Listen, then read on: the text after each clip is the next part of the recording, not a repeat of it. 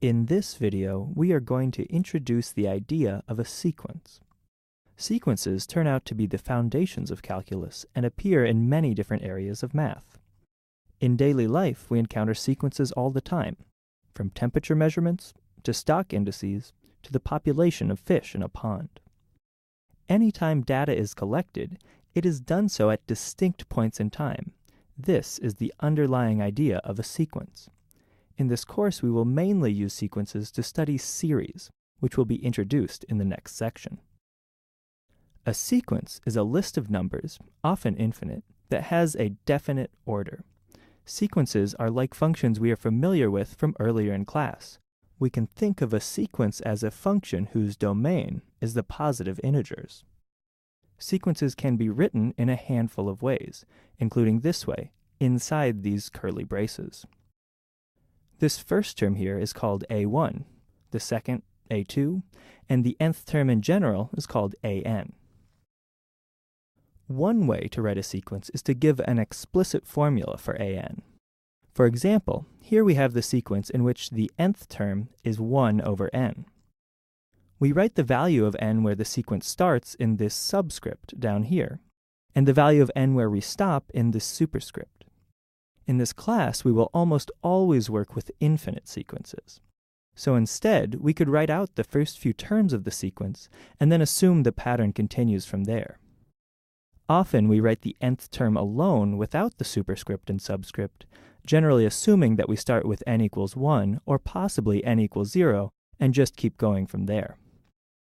Notice in this case that we could not start with n equals 0 because then the 0th term, a0, would be undefined. Let's look at a graph of the terms of this sequence. One thing to notice in this example is that as n gets larger and larger, these terms get smaller and smaller.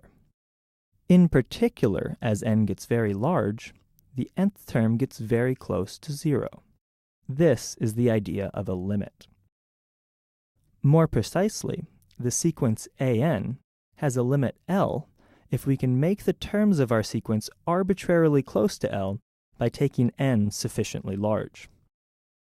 So in this example, the limit of the sequence 1 over n is equal to 0, because we can make 1 over n really close to 0 if we make n large enough.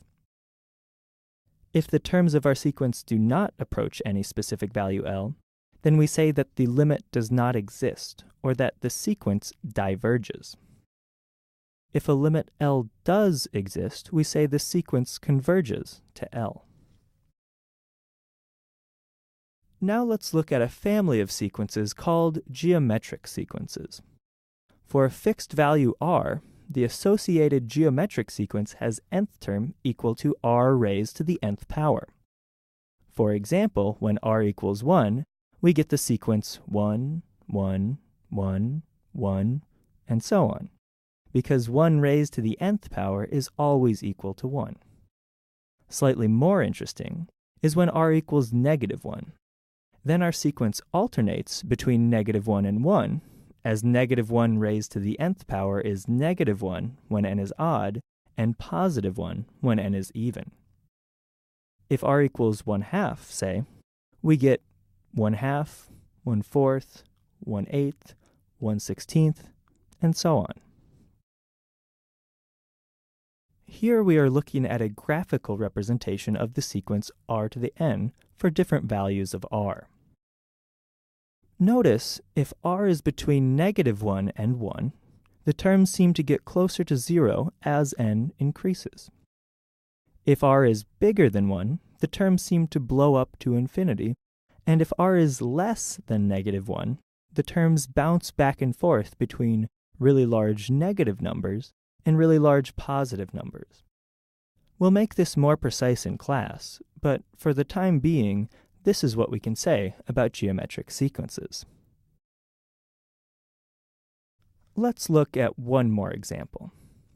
This is known as the Fibonacci sequence, and its terms are known as the Fibonacci numbers. The Fibonacci sequence was named by a French mathematician who wasn't named Fibonacci, in honor of an Italian mathematician who wasn't named Fibonacci, and was actually first described by an Indian mathematician so long ago that we don't even have any pictures of him. His name, as you might have guessed, was also not Fibonacci. Looking at this sequence, it seems a little less clear than our earlier examples, but we can observe that it satisfies a recursive relationship.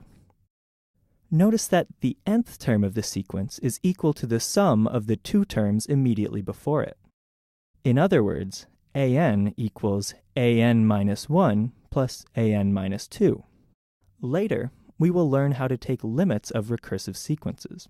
But for now, we can intuitively see that this sequence keeps growing larger and larger without any bound, so the Fibonacci sequence diverges to infinity.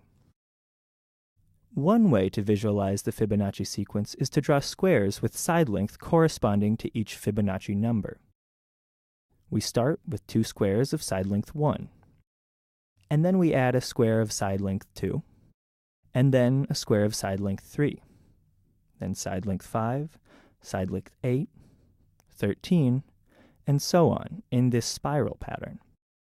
As we can see, the squares appear to be growing larger and larger. Let's stop here for now. In this video, we defined a sequence, discussed the idea of a limit, what it means for a sequence to converge or diverge, and saw a few common types of sequences.